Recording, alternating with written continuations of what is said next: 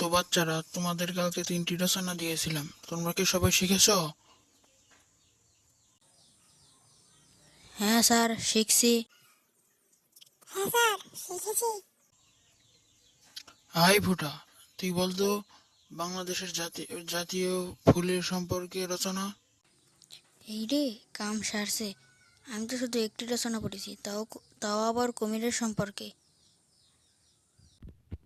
Sir বলছি, বাংলাদেশের জাতীয় ফুল পানিতে হয়। পানিতে শুধু ফুলই হয় না, থাকে মাছ, কুমির আর অন্যান্য প্রাণী। এই প্রসঙ্গে বলা যায় কুমির একটি প্রাণী।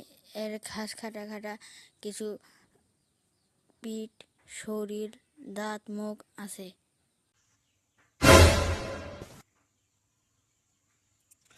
কিরে, তুই কুমির সম্পর্কে বললি না বাংলাদেশের জাতীয় ফুল সম্পর্কে বললি? আচ্ছা, তুই রচনা বাদ দে। তুই বলতো 2 + 2 কত হয়?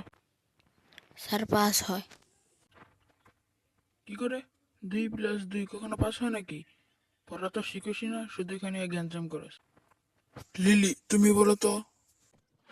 স্যার, 2 + 2 10 হয়।